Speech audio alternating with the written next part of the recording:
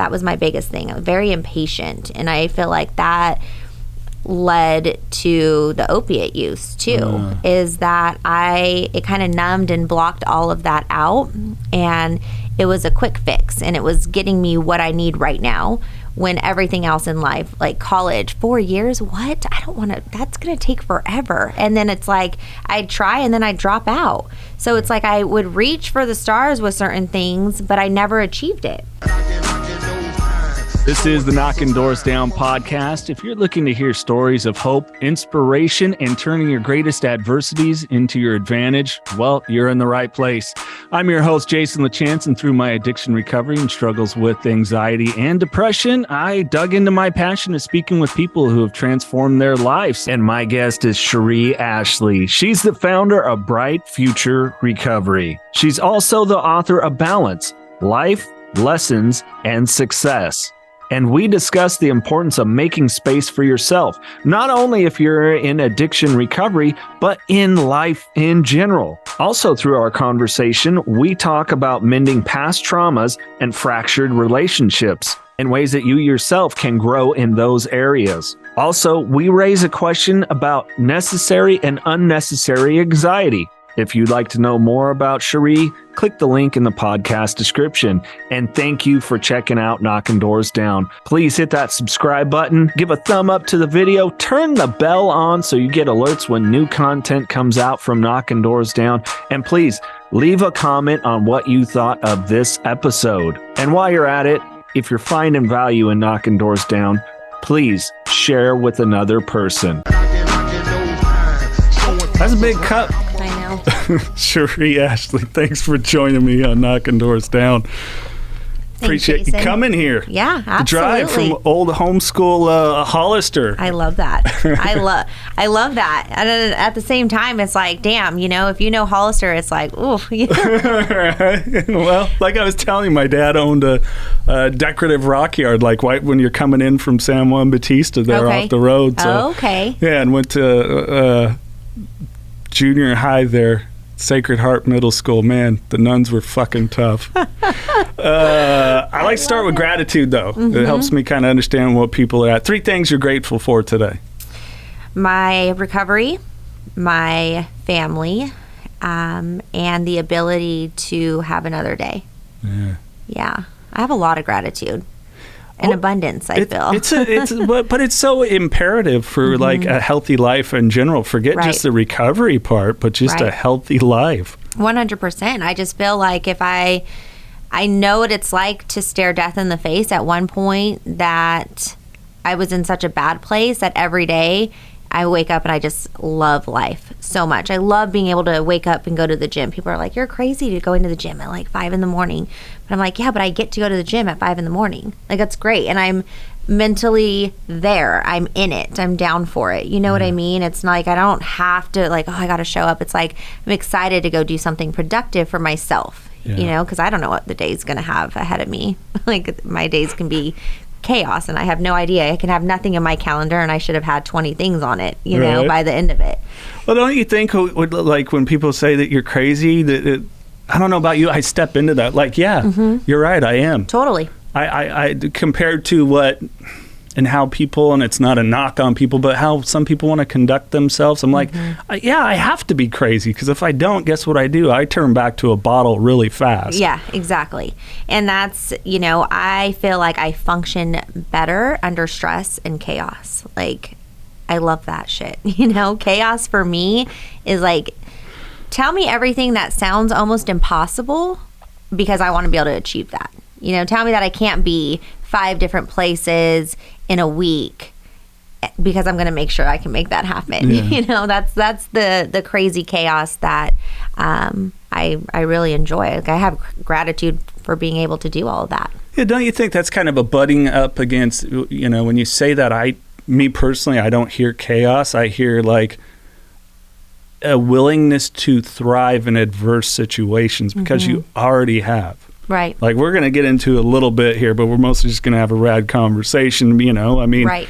You fell into heroin addiction, and it was an area like, was it black tar heroin really at the time, or at was the time? Yes. Yeah. Okay. Yeah, it was.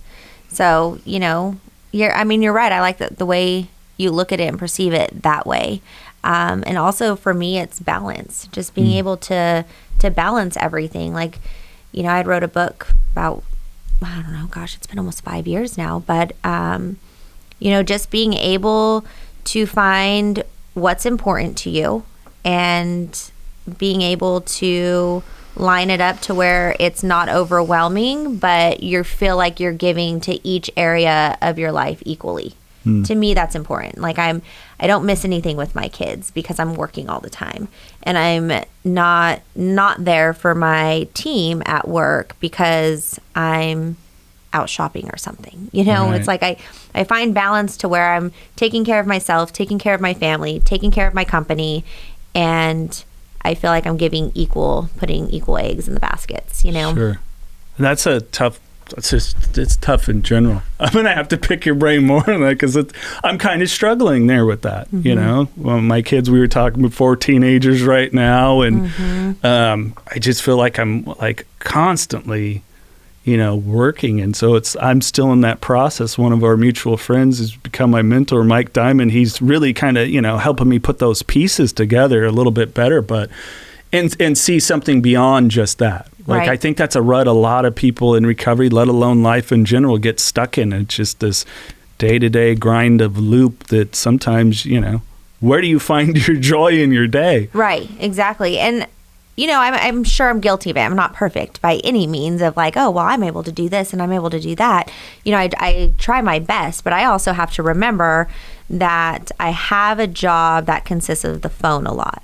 And it's funny because I've gone to trainings and conferences where they talk about process addictions and, secondary addictions. And it's the minute they talk about that cell phone, I'm just like, not me. I'm going to walk out right now, but it's true. It's like, oh, but I'm working. And I have to remember that, okay, I might be physically present for my kids, but am I mentally there? And so that's something I'm still working on because I think, okay, well, I'm here and I'm on the phone and I'm cooking dinner and I'm doing, bath time and whatnot. But also the cell phone, they're looking at that like, hello, Mom, you're here. So I'm trying to work on that piece of it because that part's hard, just to put it completely away. Yeah. I've had moments, have you ever seen Click with Adam Sandler, where he's kind of watching himself like your kid wants to play with you, put down the, Yes. I've had moments like that where I'm catching myself and my youngest is in there talking with me and the TV's on, I'm at my computer editing something, and I just have to go, don't be a dick, stop. Right. Like, even if your kid just whatever it is, it doesn't matter what it is, just stop. Like at this particular moment in time, it's such a challenge for me too. Yeah, I think that's the hardest part. But it's recognizing it. I would say like if we're both recognizing that it could be problematic, that's the first step of anything, right? That's what realizing there might be a little bit of a problem. So what's the solution? What can we try to do differently? So I bet when I go home today, I'm going to do really good at that because it's fresh in my mind and we're having the conversation. I will be like, I'm putting my phone away for a couple of hours and I'll be really proud of that, and hope that I can do it again tomorrow because it's hard and you get busy and you forget. And it's life though. I think it's so the thing that we tell me, this is for me, like, were you sober by the time your kids were born, or? I was. Okay. See, I wasn't. And so for me, and I don't know if it's a living amends, big 12-step thing, guys, if that one, to just work really hard. Like I have such a fear. I had a couple of years where finances were really good, and then obviously what's happened with our economy, and then making less on top of inflation, I have like a huge fear of not being able to provide. And some of my isms are very much, I have to work a lot on the people pleasing, right? Perfectionism. I definitely always strive to do something bigger, but now it's not just up here, it's an action, and it's hard for me to let that go. Like it really is. Like I feel like if I'm up till 2 a.m, which I was the other night editing, that I'm doing it for a really good reason, and it's hard for me to let that go. Right. When it's not just for my family, but it's also for the guy that sends me a message that says, hey, I listened to your podcast. I had opioids in my hand. I stumbled upon it on YouTube, and I flushed them down the toilet and listened for the next 6 hours. Right. So it's a lot of those responsibilities that I feel overall, and they might all be in my head, that it's like, you still could have went to bed at 9 o'clock. Right, exactly. That could have maybe waited till the morning, but I feel like that's just the way our minds operate, and we have to kind of embrace that too, to some degree. It's trying to find that balance, but also understand that there's also a gift behind it too. Like, I feel we've overcome some rough things in our life, right? And so you started with gratitude, and I love that, because every day we should start with gratitude. Everything should start with gratitude, and realizing, like, you know what, I might be doing the most and doing a lot of things at once, but I was put here and I was saved from my struggles to be able to multitask and help in a lot of different ways at one time. And with that, I feel it's a total gift that I am able and capable of doing that, and seeing everything that you're doing. I mean, your kids, how old did you say they were? 15 and then 14 in less than a month. Yeah. It's a lot. Yeah. And it's like life's constantly changing all the time. So we're trying to figure out how to work through new things that are coming up, and our kids are changing ages. I mean, no one is handed a manual of what we're supposed to do, so we're just doing our best too. Yeah. How did you go about, because I really admire, I still don't sleep good. I don't know, and I think it's some different health stuff. I have some screwed up joints and all these different things, but how do you get that time for you? Like, it's one of the areas I still struggle. Recently went to the driving range with my kids and things like that, but I don't have a constant, like, for me, separate of this, because I love what I do. I mean, I went to college to learn to do this type of stuff, so it's hard for me to really separate from this. Right. What is it that you loved? What's you? It's pretty funny. People get a kick out of this. My first sponsor goes, what'd you love as a kid? I was like, I don't know, movies, nope, strike. Doing something, playing with G.I. Joe, nope, bullshit. And he goes, like, I can tell you like working with your hands. I do. And I was like, I loved Legos. And he goes, okay, got me a gift card. So I build Legos, but they're so fucking expensive that I can't, because I got bookshelves for them. I'll tell you, Cheree. It's like Star Wars and Formula One and race cars and all that. But I really have very few things. It's an area I'm still struggling to explore. I mean, I love archery, but my bow and arrow sat up in my closet for 2 years, and all these different things. I used to do jiu-jitsu. My gym closed down. Never found a new one. Right. You know what I'm saying? I really struggle with that. Like, how did you? I mean, 3 kids. Partner or no? Yes. Yes. Okay. Married. Yeah. Okay. Good. So you got that. So you got, but then I have the help, which is nice. Right. But then you have that too. Is how do you get the time for the relationship, for the kids, everyone together, let alone for yourself? That's where I'm really struggling. Well, and I think when you look back and someone asks me the same questions, like, what is it that you like to do? What do you like to do as a kid? And I feel like what we like to do as kids is different than what we love to do now. As a kid, I loved going snowboarding all winter long. I love to do all these things. I love to cheer and dance. I don't do those things as much now. Now I'm trying to teach the kids how to snowboard. But more so what I've found of what I need today and now is something that's going to make me feel good and productive about myself. So I wasn't in touch and lost working out for a while, and it was like touch and go type, like workout, okay, not. And it was really not feeling good about myself personally. And I told myself, I feel so great when I just give myself that 45 minutes a day. Like, I feel amazing mentally, physically. So I got back into that. And for me, no matter what happens in the day, if I start my day out that way, I feel good about it. I can handle the chaos that may come. But I also don't beat myself up over it. If I had a really crazy day and I want to hit the snooze button and I don't want to go to the gym one time, that's okay too. Because I would always beat myself up about certain things, like I'm not good enough, I'm not doing enough, and it's not happening quick enough. That was my biggest thing. I was very impatient, and I feel like that led to the opiate use too. Is that it kind of numbed and blocked all of that out, and it was a quick fix, and it was getting me what I need right now, when everything else in life, like college, 4 years, what? I don't want to, that's going to take forever. And then it's like, I'd try and then I'd drop out. So it's like I would reach for the stars with certain things, but I never achieved it. So now I'm like, okay, I've overcome addiction, and I went through one of the hardest things that I've ever encountered. So anytime something gets really hard, and things get hard often, especially owning a couple treatment facilities, it's really takes a mental toll on me sometimes. But I have to remind myself, like, okay, you've done worse. Personally, your personal integrity, your health, everything, mentally, you've done harder. So you can do it. And so I have to have those conversations with myself often. And for self-care, I try to commit to at least some sort of retreat once a year.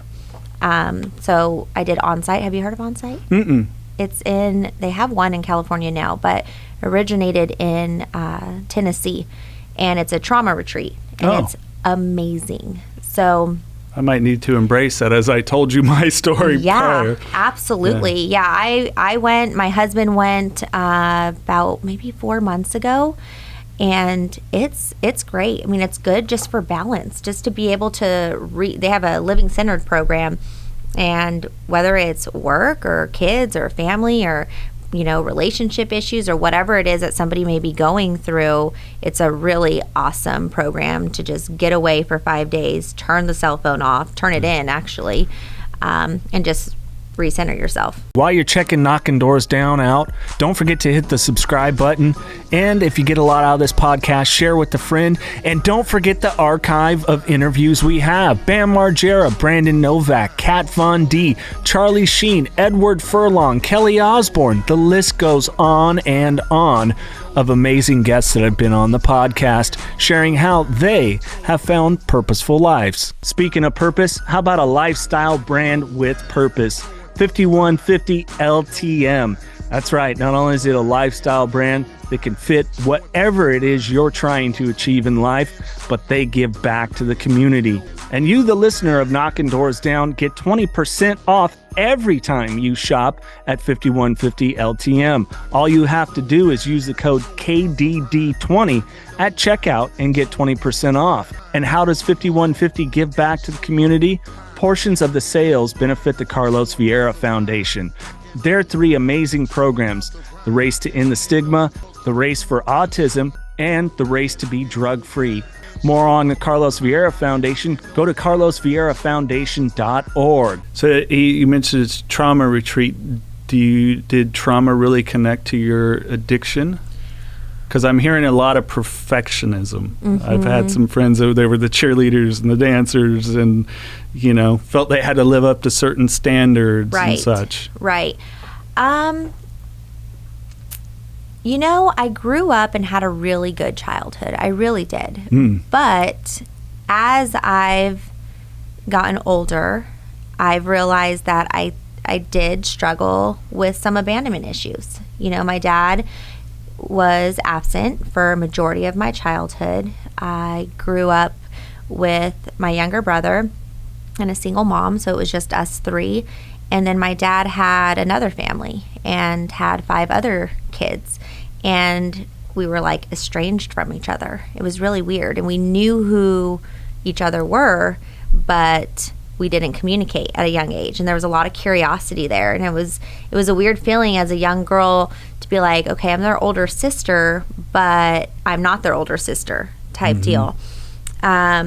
So luckily now, we have a relationship, but I wish it would have been stronger growing up. And I've lost one of my brothers. I lost him a couple years ago, and that's been really hard. But, it was always having to do something. And it's like, okay, I did sports, I did dance, and I did cheer. But I told myself, I think life's really good. Well, I'm doing all these things. So I didn't feel like I had trauma. Even going through treatment, I'm like, no, I just touched the wrong thing, and it got me hooked. And to some degree, that's absolutely true. My addiction was short-lived. It was a few years. No knowledge on opiates. Tried Norcos, which led to Oxy, which led to heroin. And thank God I was able to go to a program and be done with it. But I think we all have trauma, and some more severe than others. And for me, it's learning, and we even bring on our own trauma through our addiction too. Oh, yes. Big time, oh, right? Yes. And trying to work through that. So yeah, I think that the word trauma as well as mental health are words that used to really make people go like this, like, oh, well, trauma, and it's, the big trauma, the ones that we fear, right? We talked a little bit about that. The big T or the little T. Exactly. Yeah. And so it's like, oh, no, I didn't have any trauma. I was just an addict. But it's like, no, we all encounter trauma. Losing my brother was traumatic. Watching my family and, his mom and my siblings go through so much mentally and just feeling so helpless. Like, there's nothing any of us can do. We got to just try our best to move forward. And being in my situation and looking at that was really hard. And I have a brother still struggling with addiction, really badly. And here I am, a counselor, and have treatment facilities, and I can't even save my baby brother. Right. That is a level to me of a little bit of trauma where I really just cringe inside sometimes when other people talk about their siblings and then I'm talking about mine. It's hard. I feel like I need to constantly do my own work through that because I feel guilt. Yeah. For whatever reason, Well, I would think a hopelessness too. Big time. It's like I've got all the tools, and it's the tough thing about loving someone that is in addiction is at the end of the day, and I think you're a testament of it. Like you said, sure, your addiction, and I don't care because you can mess up a lot of shit in 3 years. Mm-hmm. You can mess it up in a year of addiction. I don't care what it is. You can do it with one night, Yeah, but it's that at the end of the day, no matter what, the individual really has to want this. Mm-hmm. Like you have to want to step into it.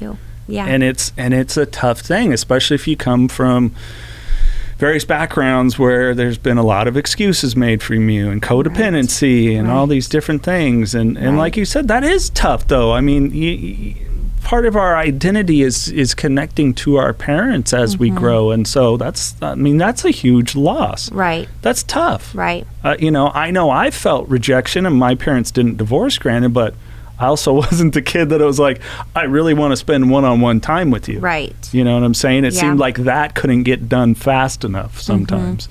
And it's hard because, and we talked a little bit about it, is as kids finding their voice. We don't know. Nobody told me to say, and then I don't think you even know how to say how you feel at that age.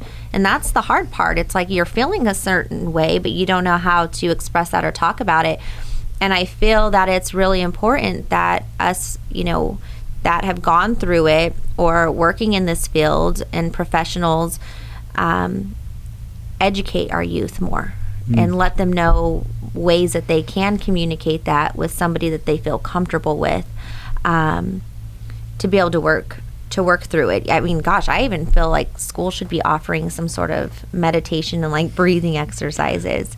Oh, big time. I think if you implemented a 12-step program, and I don't mean it, hey, don't drink or do drugs, because we all know that shit failed with Reagan, because if it worked, we wouldn't be sitting here. Yes, if the DARE program worked, we would have never tried drugs. But for whatever reason, it made us a little more curious. Exactly. I think if you would be able to provide a lexicon of not only language to communicate your emotions, like what you're saying with your kids, but also I see it, and tell me what you think, and I don't know how much you speak to youth, is when I've gone, when I talk to them, I prefer a smaller classroom, share my story a bit, share what's going on out there with drug culture, and just try to help them understand there's empowering decisions or disempowering. And it's up to you. I'm not telling you what to do. Like when I tell them, I'm like, I'm not against anything. Right. But I'm going to tell you what can really happen. Right. Especially with fentanyl out there and everything, it's mixed in everything. you could be gone in your experimentation just like that. So beyond that, I don't try to go, don't do this or that. It's like, you're going to be curious about life, but understand you have empowering decisions you can make or disempowering. Right. So I think if we had like a 12-step program, Absolutely. It would help where they go to me, then go, okay, well, I don't want to use drugs or alcohol or sex or food or money or whatever it is to be able to escape. Present me my alternative. And Exactly. I think that's what's really lacking. I agree. And how do, we want to, I always say we want to be careful with the word anxiety, right? Because a lot of psychiatrists and doctors are quick to use that word and diagnose and then put a prescription right with it. But, depending on the age that we're working with, nervous. We all know what it feels like to be nervous when you take a test or your first day of school or whatever it may be. And what are some coping mechanisms for that feeling? The kids aren't being taught that in school, and it's like, of course, math and English and writing and all of that is very important, but we're living in another world today. And having those tools of how to cope and deal with their emotions, I feel, is almost more important to be able to work through. Because it is a scary world that we're living in, and these kids do need to be able to have those tools, have the communication skills, have options. We talked a little bit about the curiosity when it comes to drugs and sex and all the things these kids are hearing through music and TV and social media. Oh, social media, we can go down that rabbit hole if you want. Oh my goodness, we can be here all day and tomorrow.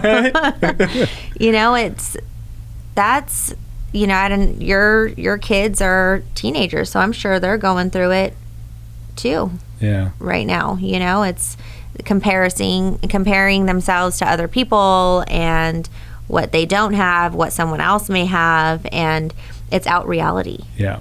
It really is. Yeah. Yeah, it's my slogan, and I'm sorry the t-shirts aren't ready, otherwise I'll mail you one, is no outside solutions to inside problems. And I tell these kids this story where when social media comes up, I go, okay, so I have a buddy who's a manager, and we interviewed one of his clients who was running late because they were out on a yacht that wasn't their yacht, that they got time to shoot on because he fueled up the guy's yacht that he knew to get it. And then everybody that the tag is like, living my best life. Yeah. And it's like, you got to understand a lot of what this is, that it's out there. And I mean, you and I do it. You were recently at our mutual friends event, Rock to Recovery. You went and saw Brandon Novak receive his award there. And, we know all these people and it's great. And we have these photos and, like people, well, man, you met Charlie Sheen or whatever. It's like, yeah, but it's aligned with what I do. Right, exactly. And so if somebody asks, it's like, yeah, but understand all the work behind all this. Right. Exactly. My life led up to certain little moments. Right. So don't sit and compare what you're feeling inside to what you see somebody else's outside, because guess what? They're going through shit too. Of course. Yeah, we all are. We all are. And I think, I really like what you just said, because that's something that I'm battling currently right now, is people look and think, oh wow, life looks so great. But it's like, I know I don't every single day, again, with the gratitude, I do not forget where I come from. I remember what it's like to be sweating and withdrawing and just trying to figure out a way to get $1. Just, can I have one hit? Right. That's a really dark, scary place to be. And when you become suicidal in your addiction, I'm sorry, I'm at a point where I don't care what somebody looks at my life and says, wow, you have this and this. Yeah, I do. And I found recovery and sobriety through that to be where I am today. And I have the ability to work with so many amazing people, such as yourself and Mike Diamond, a mutual friend of ours who's, I just love him, Brandon, all these other people who have gone through some really shitty situations to be where they are today too. and have overcome some really hard things that some people will never even understand. And to me, that makes someone one hell of a person when you can stare death in the face, contemplate taking your own life, and overcome all of that and work with other people who've gone through similar situations to still say, you know what, we aren't selfish. All we want to do and our purpose in life is to help other people that are currently struggling. Like, how do you look at that at like, wow, you have this and you have that? We could be selfish and say, oh, been there, done that. That's not who I am today. But there's a gift about us that we really feel for those people. Oh, yeah. Like internally, like our heart, it's like put everything we want aside. That can wait. This person needs us right now. And that is powerful. And I love working with people that think the same way and are in alignment with that. Well, and I don't know about you, but like our homeless situation is just, I got this young man when he's sober, really sweet, really shy. His name's Arthur, and he's often outside the 7-Eleven. And but when he's not, and I'm pretty sure he seems to go into a psychosis. So I'm guessing methamphetamines. And I just, it hurts because every time I don't see him, I'm like, oh, he got a dose with like fentanyl or something, and he's gone. Because he's really sweet when he's not, but when he's going through that psychosis, he's fighting off what seems to be two abusive adults. He references physical and sexual abuse and all these things, and it's like, it bothers me just how like screwed up this thing is right now at really helping people, because we've got this bullshit government, now it's directing to the camera, that keeps sitting here and see, we're helping people. We bought this hotel. It's like, no, you bought a hotel. Your cousin probably owned the property, and all you're doing is just give them a shooting gallery now to go into and buy more drugs and everything else. You're just simply saying we're doing our job because you're appeasing the people to go, we don't want to see them on our streets. But you're not helping anyone. Not at all. I mean, not at all. The San Francisco Tenderloin, I am so sorry, but I can't with that. I mean, it's going to take, a big group of us to keep speaking out loud and to go down there and really speak to the government. Like, we have to do something, Jason. It's bad. Safe injecting sites, supportive housing, food cards and all this stuff. Like, I'm sorry, but to hear that the addiction has gotten so bad to where you now are saying you feel comfortable living down there, we have a problem. And then I have people calling me into my admissions line wanting help, but they don't have any resources. They don't have insurance and they don't have money. And I'm sitting here with my team saying, can we scholarship this person? Are we in a position right now that we can take them in? Because any opportunity I can, if someone's calling and they want the help, no questions asked, you can come into my facility. So why is there not state-funded programs? Oh, and then there are, but hold on, you got to be detox first, right? They don't do that part of it. You have to have a clean drug test and be sober to come in. It's like, well, instead of the safe injecting sites and the supportive housing, open up some detox facilities and help these people get off these drugs safely. Or better yet, those of us that work in private treatment that know how to do this better than you, government, why don't you work with us? Right, exactly. But they're not gonna They would never. No, they would never, because they don't get to sit there and go, see, look what we did. Right. And it's sad because our citizens are dying. Right. Like, we fill up, you think about the overdose and death rate, alcohol, drugs, what is it? It's like a 747 every day that can be filled. Yeah, an entire... Yeah, exactly. Can you imagine that? I mean, a plane crashing every single day, and that's how many people are dying. The news would be all over it, but nobody's up in arms. Like, no offense to anything that happened during the pandemic. I had people that got very ill, lost people, all that. I get it. Right. But I'm sorry, this addiction thing is killing way more people each year, and no one's up in fucking arms about it. Absolutely. There's nothing. Nothing. There's nothing. But at the minute that somebody passes away, it's like... everyone pull out the cameras, and I'm honestly dealing with that right now. We work really, really hard for our clients, and at the end of the day, if somebody doesn't want it, we are not to blame. I am sorry, we're not to blame because somebody overdosed or you could have done things different. Nothing hurts me more than going home and having a family who's just as sick as their loved ones say they died because it's your fault and you didn't do enough. It's like, no, that is not true. We did everything that we could to help them. We even took that person in for free. And now we're all about money. Yeah. You're all about money. You're not for the right people. And it's like, no, let's get our facts straight here. And the hardest part, Jason, with that is we are in such a screwed up state where it's keep your mouth shut, don't say anything, but sit here and take the bullying and the punishing and the bad publicity and the bad media. And really all we're trying to do is help save lives. Yeah. That part really disturbs me a lot. Oh, I'm with you. And where a family would sit in it, because I've faced that with the nonprofit that I've worked at, and the founder there, Flynn Anderson, and he's with his treatment facility, certainly dealt with it, but where there's that kind of backlash, and it's kind of like, back up the fucking apple cart. No, there wasn't a part of us with whatever maybe trauma that they had behind them or their friendships that they chose or any of those things. We were here to do the best that we can, and sometimes, and you know it, within regulations, because fuck insurance companies right now, people may not understand. If you can get someone for 30 days anymore with insurance covering it, it's a miracle. Right. Let alone to go through detox. And there's so many limitations with detox. Like, if somebody goes, look, I'm really hooked on methadone. Oh, I'm sorry. You can't take you. You have to be on 40 milligrams or less. Yeah. But they've been on 180 milligrams for the past 10 years. Yeah. Insurance doesn't want to cover that because they need to go back to the person, which is the clinic, who got them on the 180 milligrams. And I hate them. I do not. Methadone places should not be called clinics. They are not. There is no treatment there. No, not at all. No, it is a maintenance center. Knockin Doorz Down by Carlos Vieira. Now available wherever you get audiobooks. I wasn't done partying, and I didn't want the binge to end.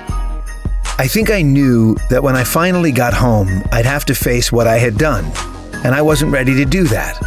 Being responsible for my actions wasn't something I was looking forward to. I had abandoned my wife and baby, my family, and my business. I wanted to avoid the shame of returning to what I had left behind. Even though I was not yet going home, I wasn't sure I had enough resources to continue the binge. Click the link in the podcast description to find out more. I don't know about you. I'm guessing we're probably, I'm all up for harm reduction. If we're getting someone, you're taking them off the streets. Right. They were, fentanyl addict or whatever, need some Suboxone, but with a taper. Right. Because you're just leaving that brain and body on a chemical. Agreed. If you're just like, here it is. Go ahead, live 10 years, especially when it's a young person. Right. Right. I agree. 21 years old, started using opiates and fentanyl. They've never been to treatment before. Take all the substances away, everything. Let their mind clear up in a safe place with the right professionals and see how far you can get. Yeah. Do the therapy to deal with the past, present, and future tools and see where we get. Thank God nobody put any medications down my throat. Because I didn't need any maintenance. And I could have easily went to the wrong program or clinic who says, oh, you want to get off heroin? Well, the way to do that is you need to be on methadone or you need to be on Suboxone for the rest of your life. And that's just another crutch. Not saying, like you said, not everybody, right? There's some people, and that's where we have to trust the professionals, and that gets hard. How do you trust the professionals when you have somebody coming in that's abusing Xanax because, well, their doctor gave it to them? So I don't want to get off the Xanax. I just want to get off the alcohol. Right. Not that my doctor says I need that. So we need to be able to break. I mean, my goodness, these conversations can go on forever. Yeah. There's so much. Yeah, it's tough, yeah. I mean, in that I've had that where I've had people that have been like, oh, man, I want to quit smoking weed, but I don't want to quit drinking. It's like, well, why don't we get them all out of the picture for a while? I had a guy, that wanted to hire me as a recovery coach. And I'm like, why don't we get them all out of the picture? Well, no, I don't want that. And it's hard for me to be like, all right, well, that's cool, Mr. X, but guess what? You're probably going to be out drinking, and then somebody pulls out a joint, and then you're right back to it. Right, exactly. It's that altered mindset. Yeah. Right? That altered mindset can put you in a position where now you're doing something that you're going to regret. Mm-hmm. Exactly. Well, think about it. You made a good this was an example that I'm still in, but I've used it 3 times, so it's mine now. Think about the 21-year-old, say they go through whatever treatment facility, doesn't matter. Treatment facility was good, they're great, but they've decided that, I'm 21, I've never been out to a bar legally. So I go out to the bar, they just order, my thing if I'm forced to go to it, but it's just the tonic water with the lime, cool. But then what if all of a sudden it's this young man, a cute, gal comes up to him, starts chatting him up. She's having a drink. Opioids was his thing. She's getting real flirty, touching his leg, and all of a sudden whips out a couple pills and goes, hey, you want to come back to my place and we'll have some fun? I mean, there's a lot of stuff that we're going to be thrown our way that we're going to have to face that's, right. And if your situation, you know it better than me, you're only getting 30 days where hopefully you can clear the brain up somewhat by then. 30 days is nothing. No. I was in treatment for 7 months. And when I tell families, because they're like, what happens next? Or, I just want to check in for detox 7 to 10 days and go home. I'm like, that's not going to work.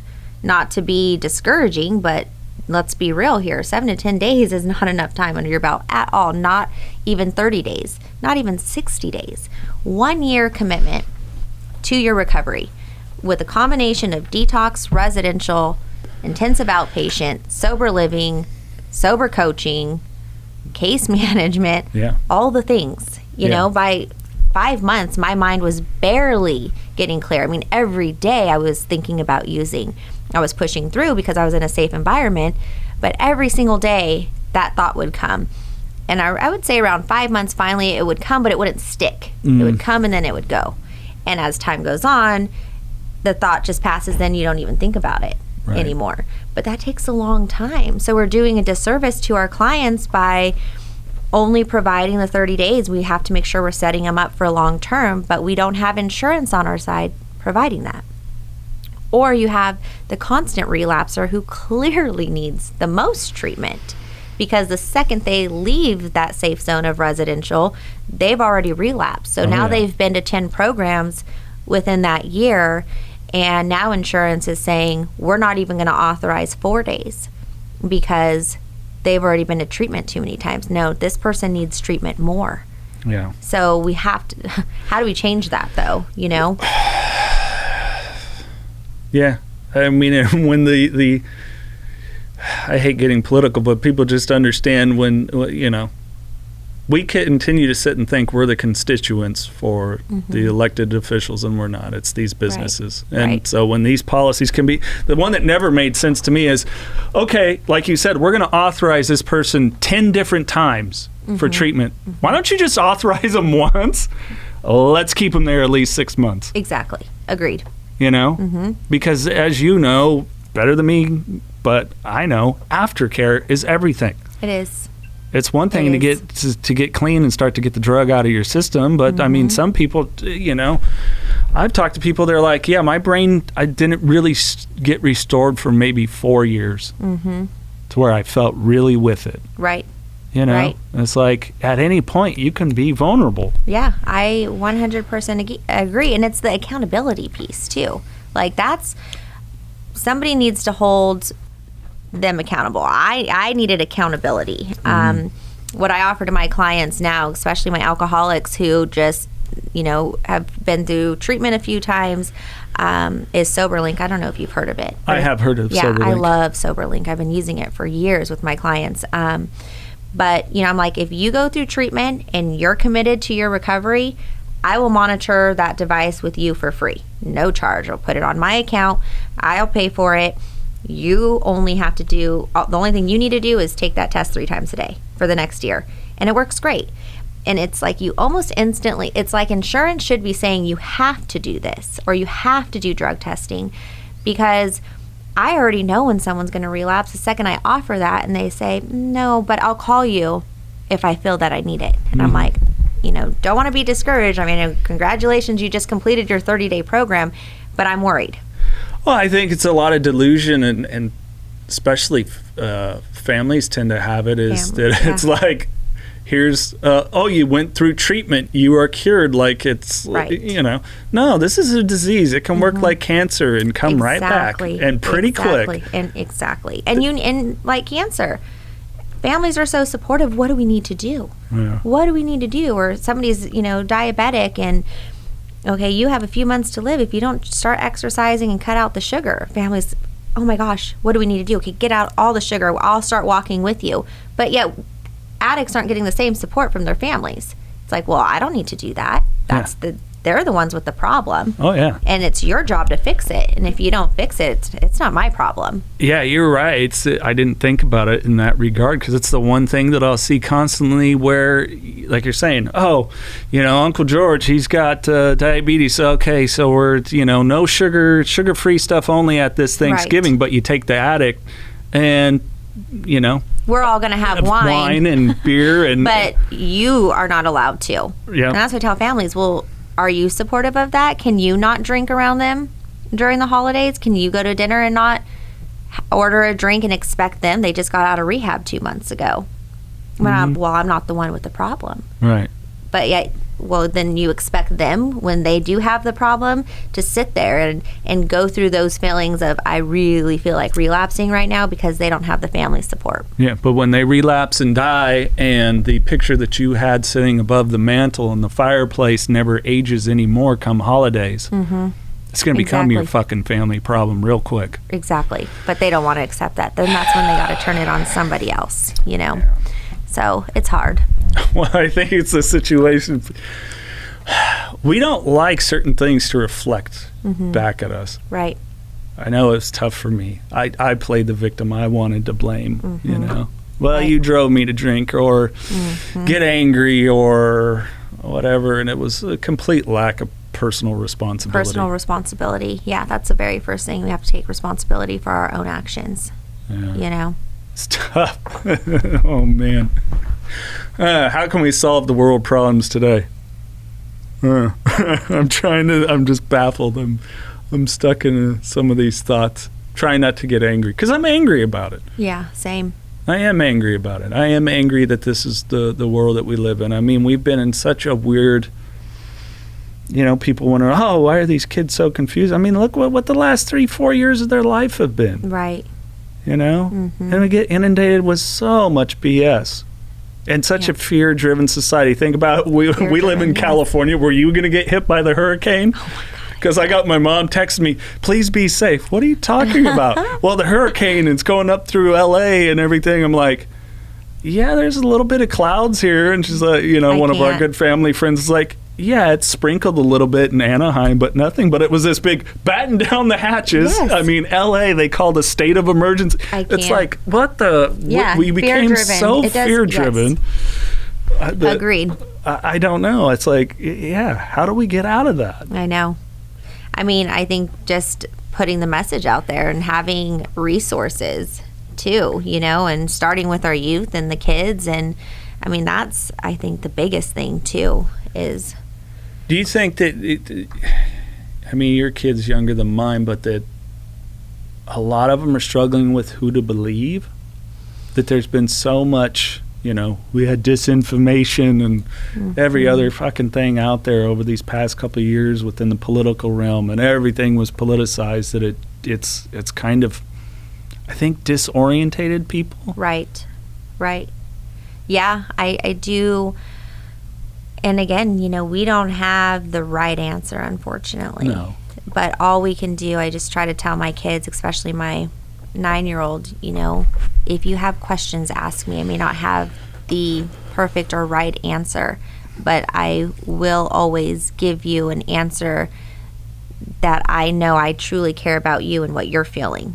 So I try my best to do that and educate him, let him know that he can. I never want my kids to feel they can't ask me, because they're going to ask somebody. Yeah. And I know that if they're asking a friend, that friend's not going to know the right answer, or they're not going to have the love that I have for my children. So I want them to know, no matter how crazy the question may be, or, I can't believe you just asked that, I want them to feel safe to be able to do so. Yeah. It's tough. It's tough. I mean, sometimes even as parents, we get a little stumped in the right words. Totally. To say. I mean, I think we just try to keep them busy with sports, things we did as kids too, because now it's like video games. I'm like, oh my gosh, these kids would be on video games all day long. And that's back to the cell phone thing. I need to work on that. Yeah. It's like, oh, I can't play video games, but Mom, you're on your phone all the time, you know? Yeah. So, well, and it's the hard part where it's like, oh shit, I'm being a hypocrite. right. Totally. You know, I am so guilty of that. I've never been tested, but everybody says all your symptoms line up with some ADHD type of stuff there, because I'll have a podcast going while I'm editing, or I got a TV on, or whatever. You know, I seem to always have some sort of something that I'm plugged into, and it's my own challenge for sure. What are some of the things you still struggle? How long have you been clean? January was 11 years, so coming up on 12. Crazy. Hell yeah, that's awesome. I remember just waiting to hit double digits, you know. Like, I can't wait to have 10. But yeah, coming up on 12.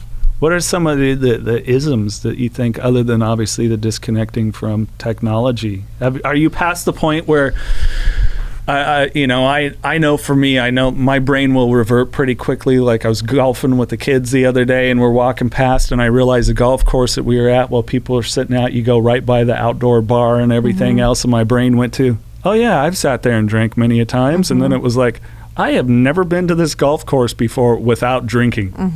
You know, so I'm kind of there where it's connecting to certain memories, but I don't salivate like I used to, and all those things. Well, I think I have a lot of awareness around it. You know, working on the front ends with detox, I see the very bad place it puts people every single day. You know, when they're calling in and they're crying and the family's in crisis. So every day I'm reminded of how bad things can get. So I feel like, you know, the phone, I need to work on that. That's always a hard one. I'll just keep working on that. But, you know, I don't know. It's hard. That's hard to say. I didn't think different things pop up. People pleasing is a big one. I really, really hate conflict, and I really have a lot of love for people. So when I feel someone's looking at me sideways or wanting to like attack or come after me, like that really, really bothers me. I need to learn to not care. I was just talking to Mike about that, and he's like the best, right? It's like he's such a good friend, but it's like, sorry Mike, I know I'm calling you for a free therapy session right now, but I really need your advice, because he has the best advice. But you know, it's not caring what people, I need to work on that. I really need to work on that. I've always struggled since I was young. I don't know about you. How are you with that? People pleasing is so tough for me. Total downfall for myself. I put other people before me, and I worry about other people and what they're thinking constantly, and it's like, oh my gosh, just stop. Who cares? I had a situation I was telling you about. I'm going to a speaking engagement in Wisconsin into September, and not realizing, and even I had conversed with my partner about it, but we had bought tickets to go to a concert, and she's all, yeah, that's going to be great. And then it was like, wait a minute, when are you going to do this? And it was like when the concert was. And then here it was feeling, because, you know, she's really busy with work, a special ed teacher, and working with children on the spectrum, and I mean littles, so it's like really exhausting, and we don't get a lot of just us time, and it just left me feeling just utterly like shit. And then it was, look, I understand, I support you. It took about a day. There was no like outward yelling angry about it, but it's, you know, we communicate really well, but you could just see the disappointment, and I hate disappointing. But I've had to step into, and Mike's helped me, and then I was actually reading Dr. Jordan Peterson's book.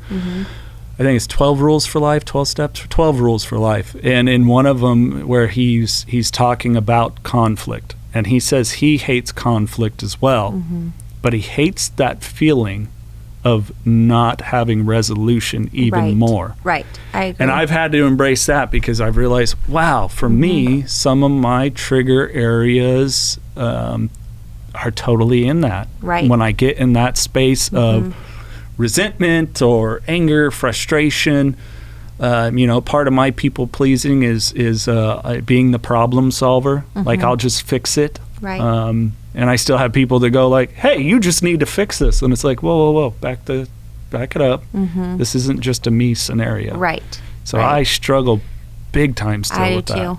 I do too. I don't know if I'll ever actually get over that. I think it might just be character. I think I just have to learn how to be a little bit more of acceptance with it, I guess. Not always, problem solving and work. Because a lot of things are out of my control. And I want to be able to control something and fix something if it is broken. And I can't always do that. Because it's not, I love that. It's not just a me situation or solution. It's hard because we hurt in those things, right? You're right. We genuinely care. Genuinely care. It will eat me up. It will bother me. It will be like, I feel sad today, and I don't like that feeling. So it's like, okay, well, how can we just move past this and resolve it and go forward? And I don't always have the tools for that. That's hard for me too.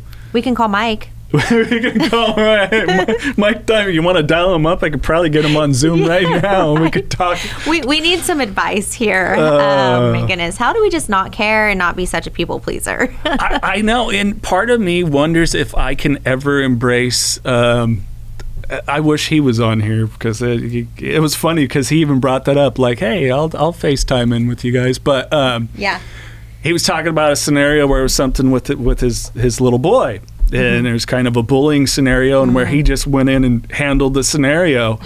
And I'm going, fuck.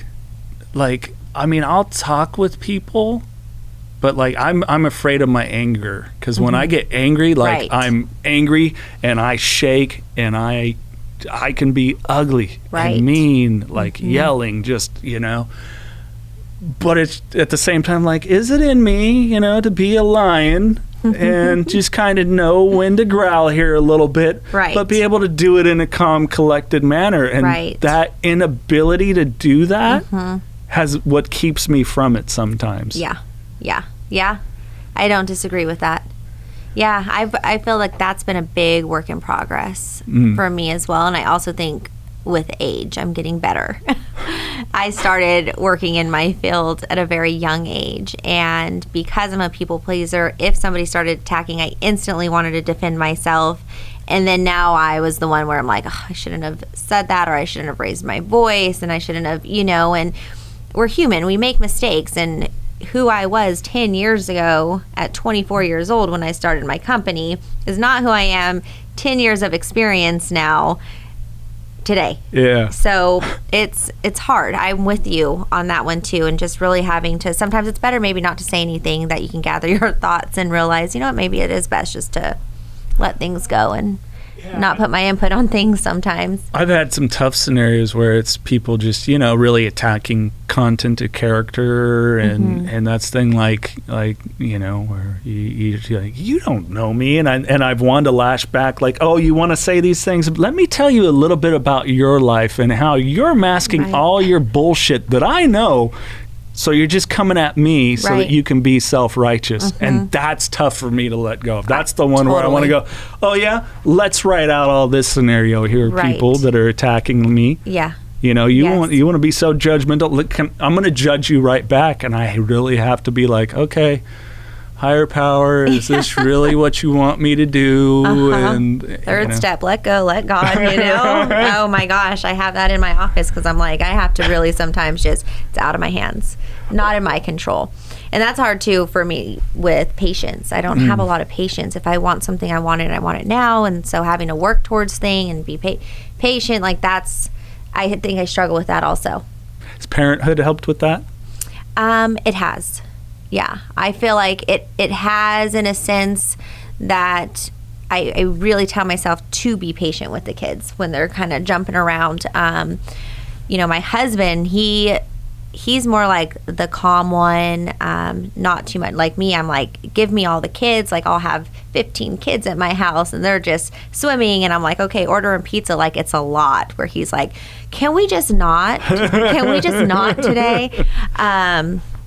But with the kids, I definitely feel more patient because I look at them, they're so innocent, and they're running around. It may drive me crazy and they're screaming and yelling at each other.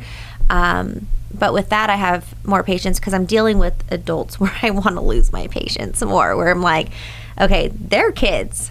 Yeah. But then you're dealing with adults that are making it really hard. And it's like, okay, that's where I really have to just bite the tongue and, but I think it's also the goals, working towards things and, okay, well, I want that. Why is it going to take so long? Why is this project going to take an entire year, maybe even 2 years? So that's another work in progress for me too. Yeah, I've gotten better at that though. I have too, and God, we've referenced him so much, but as I was telling you, I've been working with Mike Diamond, and he really put it out there to me, and this is what I've been confronted with lately that's been giving me some anxiety when it comes to my goals. Because I was a person, I don't know about you, if I was somewhat good at something, then I worked at it. Like I was a really good baseball player, was an all-star, and then when I had my growth spurt, switched to basketball and would work hard at that in track and field. But like if something was difficult in school or a different sport, I was like, no.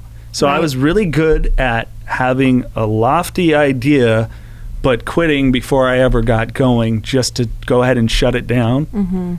And so I had a lot of excuses for failure. And he put it to me was, you're at a time now, you've shared with me where you want to be, what you want to do, and I love you, I'm behind you, I'm here to help, but you have to decide the person that you're going to have to become to achieve that. Right. And it's like, oh shit, like this is all in my corner.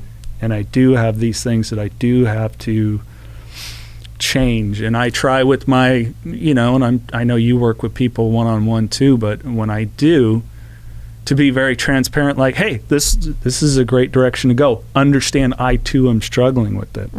But it was like, wait a minute, the person I'll have to become to get to where I want to go. Right. And what does that look like? Right. And how hard is that? And how long is it going to take? Right. I don't know.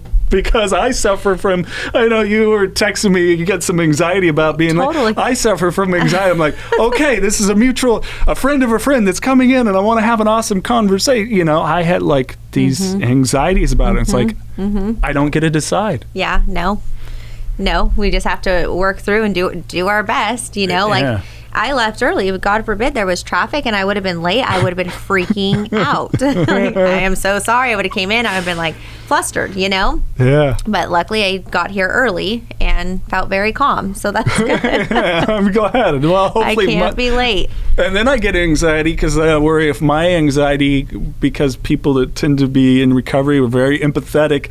I've had it where people have been around me and they're like, dude, I need some space. I'm starting to feel anxious because you're anxious. Like, yeah, I understand. I'm sorry. Yeah. Oh, Lord. It's true. Oh, what are areas, anything you want to talk about that's been bothering you or something you want to dig into? Maybe you haven't been able to with anyone? I feel like I really touched on a lot of things with this conversation with you, Jason, and I first just want to thank you. I've done a lot. Thank you. Well, I thank you for. Well, you're going to be the next therapy session then. I can't call, if Mike doesn't answer, I'm going to call Jason. No, but this is, it's been really great to be able to sit here and actually fully talk about things that have bothered me in the past that I have never even shared before, and things that I'm currently going through that I feel safe enough to speak on. Oh, well, thank you. And yeah. I'm glad that you thank felt you that. for it. I totally did. And I love sharing my story and inspiring other people. I truly, really do. And I'm an open book when it comes to that. But it's a lot of that too. So I feel like this conversation has been really about you and about me and just regular life stuff and struggles. And I feel like that's also really important for people to hear and understand, like, oh, wow.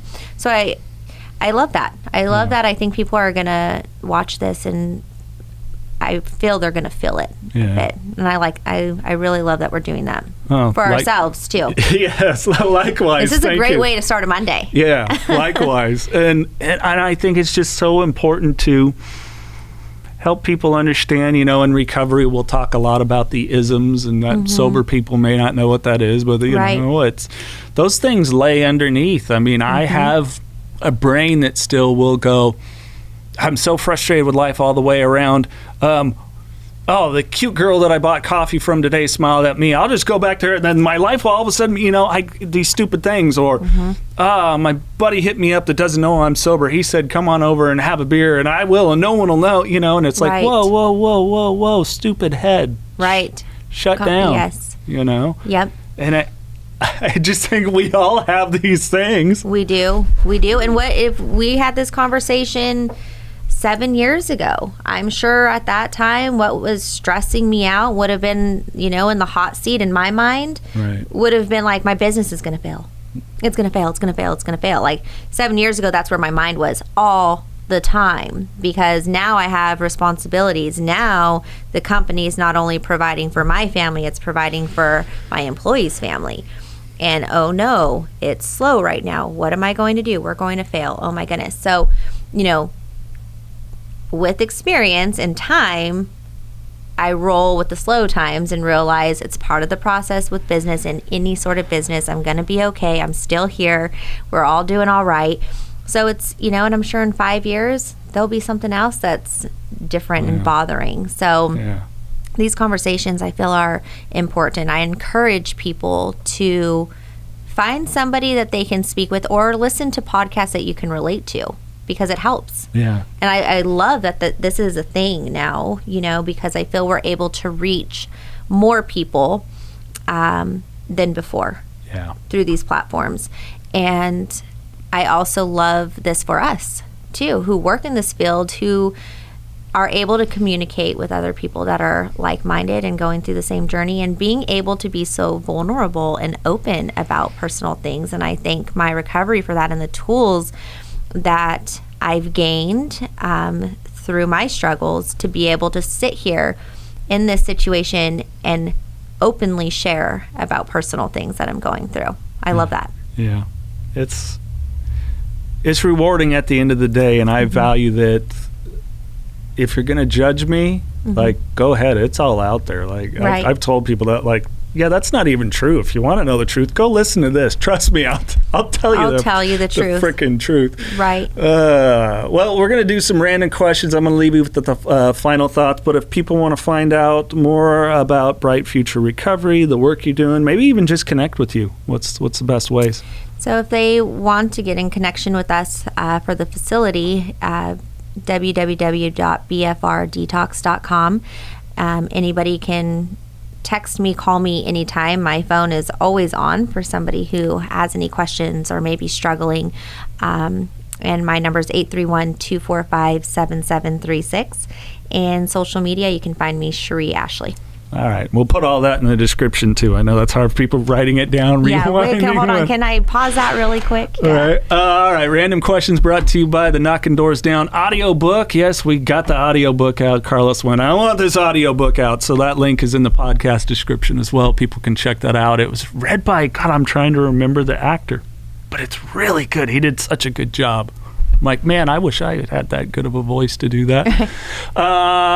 You're tatted up. I'm tatted up. Are we done with tattoos anymore?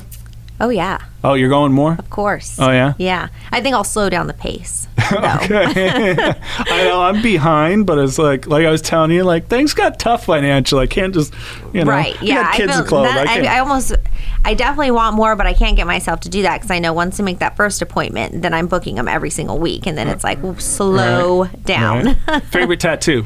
Oof. I love the lion. Eventually, I'm going to get a lion. Thanks. I would say I have a couple. This one here, it's like is old and it does not blend in well, but it's a breast cancer awareness ribbon. It runs very deeply in my family. So my mom is coming up on 5 years remission, which is great. So yeah, this one's pretty strong, and the dolphins represent my grandmother. So love that. And lion, I am a Leo. Me too. When was your birthday? The 15th. Oh, okay. I'm the 6th. Oh, cool. Yeah, well, yeah. Happy belated birthday. Same to you. And my brothers are Leos, and when my brother passed away, he has a lion. My other brother has a lion on his neck, so I feel like this one's really important to me also. That's cool. Yeah. I love it. Any for the kids yet?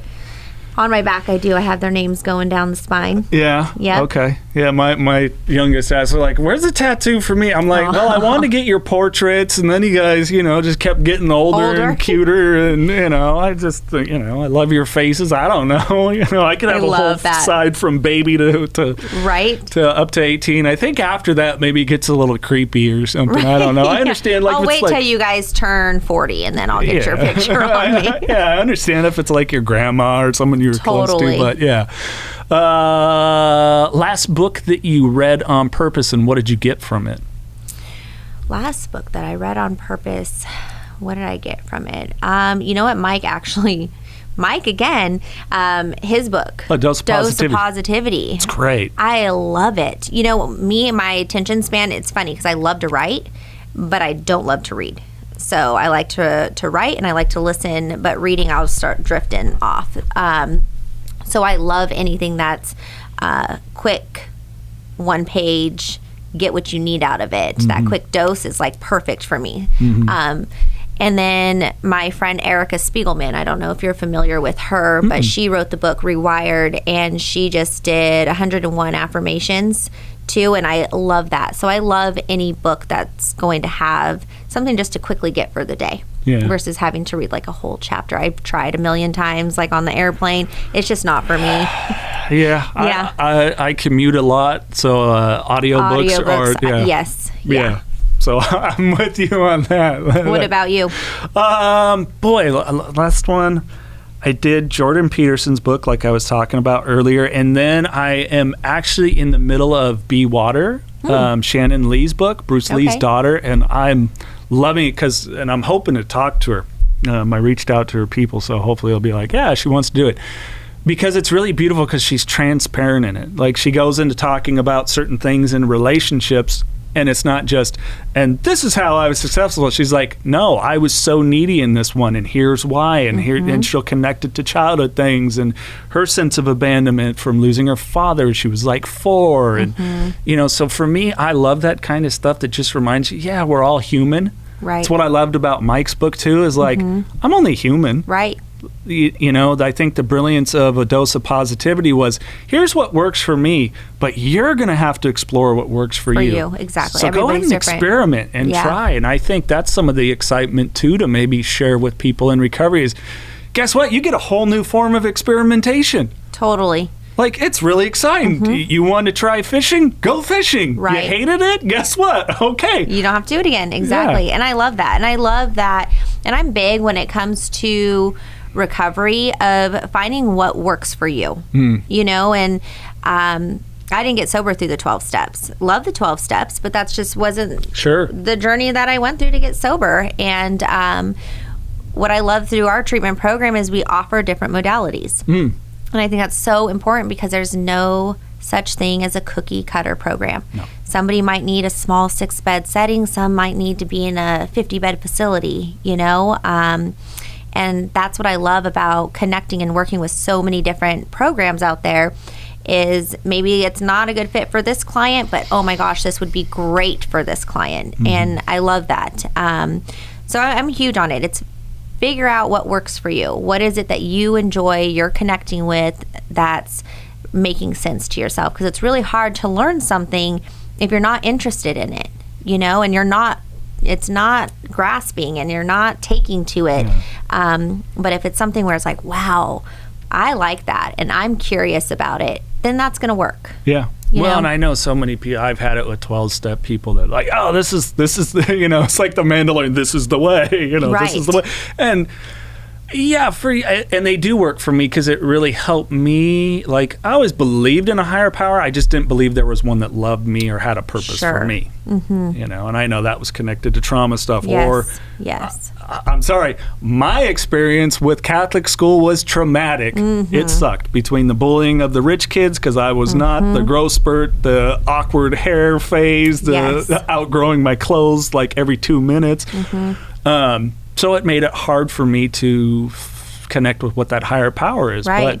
But like, I've tried SMART recovery meetings, love it. It's awesome. Like I'm one of those people that Yeah, I tend to lean more towards a, Christian faith, but I also go digging and talking with a Buddhist. Right. Or someone that's Yeah. into Stoicism or whatever it is. There's so much you can do and pull from different stuff. Like Totally. just And that's what I love. I'm like, what works for you, Yeah. And I love that what I love about meetings is that they are so accessible and they're free and they're everywhere. So you can go on vacation. If you need a meeting, there's a meeting, So it's really important that people get in tune with that. But before, like you said, there's some people where it's like it was only AA, and back then, sure. But now when things change and people and professionals, TJ Woodward has conscious recovery. I don't know if you love it. I love it. And for me, that gets me curious. My mind starts really digging into that.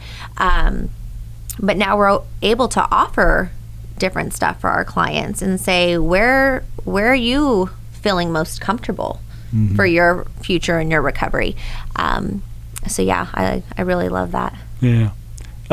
Your opinion, I think the two most vital things that have shown for long-term recovery is, as well, often we'll say the opposite of addiction isn't sobriety, it's connectivity and a belief in a higher source, power, God, whatever it is. Yeah. I think from my experience, when not just personal, but others that I met, if you can maintain something of that, Absolutely. then you tend to have a lot more success. Yeah, I agree. And I feel for me being connected in this field is really, really good for me. Like I will, and that's where it comes with balance. There's times where I'm traveling, and then I'm home for a couple of months, and I start getting the itch, like I need to go hang with my people. Like I need to find where's the next conference, where's the next event. I need to book a flight and I need to go and I need to connect because it's very, very important for me. And my kids, they go to a Christian school and I love that for them. I love that they're learning to connect with God and pray when they're in fear or whatever, gratitude and give their thanks because both are important. We don't want to just pray because we need something. We also want to count our blessings as well. But yeah, so I mean, those two things are huge. Yeah, definitely. And I found for me that really trying to understand what prayer and meditation is and the connection there is, I've found that life, it's really connected to gratitude when I don't pray for the will to be in my favor, but accept whatever will be. I love that. I do love and that's that. hard. I think we're both kind of control. control. That's very hard. Like, wait a minute, why didn't that work out? That should have worked out. Okay. And not instantly take it personal and like, what did I do wrong? How could I have fixed it? And then maybe it's something else that was out of your control that interfered with this from happening, or the timing wasn't right. And I'm trying really hard to remember that as well. If it's not happening right now, don't push for it. Maybe it's not meant to be, and that's where I get impatient, and I'm really working on that. Okay, really wanted this to happen. It didn't work out. That's okay. There's a reason for it. And trying to trust that's really difficult. Oh yeah, I'm good at the square peg, the round hole. Get the belt sander. Let's file this down really trim. Yeah, exactly. I'm good. You could have dinner with any one person, living or not. Who would they be and why? John Southworth. Why? He was a mentor of mine at the very beginning, and he was still is very well respected in our field, very knowledgeable man with a big heart. And he was older and I was young, but he saw something in me the very first time I met him, and he said, "Where's your business card?" I said, "I don't have a business card." "Why not?" I'm like, "I don't know. I'm just here for this intervention training." At the time it was with Ken Seeley and John Southworth. I know Ken. Yeah, Ken's one of Ken and Eric. I absolutely adore both of them. They're dear, dear friends of mine. And I was like, well, that inspired me. Just that one little comment. So I was like, okay, well, the next time I come, I'm going to have, I wish I had that to show. Like the old logo that I made, you could totally tell that a young girl made it. I'm like, why didn't my family sit there and say, Cheree, no. Like that, no. My grandpa, he's so cute. He still wears the sweatshirt with that logo. And I'm just like, oh my gosh, it looks like a teenager made it. But I did. I was so proud. I made business cards and, you know, just had my name on it. And it had I was in school to become an addiction specialist. And so I gave it to him and he winked at me and he was like, you're going to do big things one day. You're going to help a lot of people. And he truly believed in me. And I did all the intervention trainings, worked closely with Ken. I did a lot of free interventions in my community before I felt comfortable putting a price on it for my time. But he also taught me, he did interventions in his town for free all the way through. He never charged for a local intervention in Idaho. And so I actually do the same thing. So I still, if it's somebody in Hollister who is struggling, I will, no questions asked, go and assist that family. But I would love to sit here today and let him know that this is where that one conversation and all the help that he has given me at the beginning stages of my career, like this is where I am. I'm still providing those free interventions. I have his picture in the third step in my office, and I remember that every time because I used to call him freaking out. Oh my goodness, I'm failing. It's not working. And he'd be like, third step, click, sometimes. No matter what, he could be in an intervention, and he would see, and he knew I was calling in a panic mode, and he would say, third step, hang up the phone. And I don't get to call him for that third step anymore, but I have it in my office, and he'd be really, really proud to know, like, she did it, you know? I'm sure he would. Yeah, so. That's funny. It reminds me of a situation my sponsor, you know, and the list is, 10 pages of text or whatever it is, and the response is pray. Yeah. That's all. Yes. Yeah. Yeah. My husband has a company and he started it a few years back. And, you know, I remember the days when it's just getting started. And I'm not going to lie, it's definitely put us in a hard space. You know, relationships are really, really hard. And when you now not have one business, you have two businesses. And he's going through the trenches of, am I going to fail? Am I going to fail? And, okay, I had a good month. Now I had a bad month. It's trying to remember where I was and trying to be there for that without getting like, I can't take this, you know? But I tell him the same thing. Pray. Yeah. And it's like, I don't want to pray just because I need something. And I'm like, well, just remember to pray every day. Just try to pray, you know? And it does help. It really does. Yeah. Give it to God and your higher power, however that looks for anybody, but something greater than yourself that you can turn to is very important. Yeah. And I think it's the energy. If we just put good intention out towards others, it's odd how it just comes back in ways we never expect. Right. And that's just embracing the uncertainty. Totally. Like yeah. That's life. That's life. We don't know. And you have to wake up every day and, you know, we can't get yesterday back. So we just have to do our best today. And we're not guaranteed tomorrow. And it's like, especially having kids and everything going on in the world, it's like, ooh, every day I'm like thankful for another day.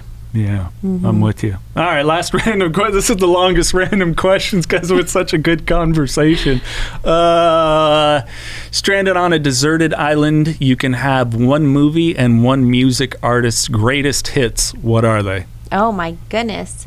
One movie, if I'm stranded on an island, oh my gosh, I don't know what that would be.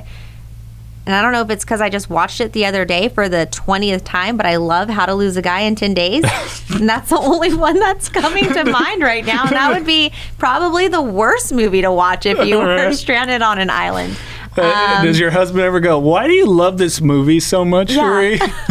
I just love it. I mean, I can rehearse. It's like a little kid, you know, when you can just rehearse the whole movie. There's something about that movie that I just love, and I rehearse it out loud all the time. Star Wars, that's me for sure. Really? Oh, yeah. Yeah. I don't know. I mean, I guess it wouldn't be that bad. It's a happy movie. At least it has a good ending. So at least it wouldn't be scary. What was your other? One music artist's greatest hits. I don't know. I'm really loving Morgan Wallen right now. Oh, yeah? You country girl? I am. I'm from Hollister. Right? Yeah, and it's I grew up with this really weird dynamic. It's like, it's like kind of gangster, kind of country. Yeah. I'm like, who am I? I don't know. Maybe there's some trauma in that. I'm trying to figure out who the heck I am. Right. Tattoos in the country. Yeah, I probably would have to go with that. Yeah. That's like feel good music for me right now. Yeah, that's funny because we had Cesar Garcia on the podcast. This was a couple of years ago, and he was mostly played gangsters because he lived that life. He's been Breaking Bad and Better Call Saul. And he was asking me, like, how do you understand that culture so much? I'm like, dude, I was born in Salinas, California, grew up near Watsonville. Like, I saw it all, as well as, like, the surfer skater community and the rural. There's just so much. And that's like Hollister. It's like you can totally hang out with the gangsters or the cowboys, know, and that's our reality. It totally is. It's like, 831 West Side. The old 831. Well, growing up, we wore the 408 for a while. Remember that? Yes. Yeah. That is hilarious. And it changed, like, what? We got to put what in front of it? It's no longer 408? Back in the day when you had to call somebody's house? Yes. Oh, that's hilarious. shit. Oh, man. That's really funny. Yeah, so definitely a combination of both. So, All right, final thoughts. Anything that you want to leave, maybe just about your story, someone that's struggling, maybe has a loved one struggling, whatever it is. Well, to those that are struggling, don't give up. I know it can get really discouraging if you've tried numerous times before and you feel that you have failed, because sometimes it's just part of the journey. And maybe you just have not gained something yet that you wish you would have gained in your prior efforts. And don't beat yourself up over it. If you're struggling or you relapsed and you had a long time under your belt and you slipped up, it's okay. It's recognizing that, picking up the phone and asking for help is probably the most courageous, hardest thing that one can do. So I, right there in itself, am proud of you if you can pick up the phone and say, you know what, I need to get back on track. So don't give up. To families, educate yourself. Learn what they're going through. Learn how you can support them, love them through the process, and take professional advice. Because if it's not they're struggling, they need help, fix them situation. It's what can we do as a family? How can I be supportive? And how can I understand the process? Because it is a very long journey ahead, and we can just pray for everybody who is still suffering and those who have lost their life, because this shit's real and it's scary and it is killing people every single day, and all we're trying to do here is make a difference. Yeah. Cheree Ashley, thank you. Thank you, Jason. This has been great. You're awesome. I really appreciate you. Likewise. Well, our mutual friend said it would be. Yeah, he did. He knows us well. He did call it. So thanks, Mike. Yeah. On that note, keep knocking doors down. This is the Knockin Doorz Down podcast, featuring celebrities, experts, and everyday people who have overcome adversities, including addiction, mental health, and trauma, to live purposeful lives. And that's what Knockin Doorz Down is all about.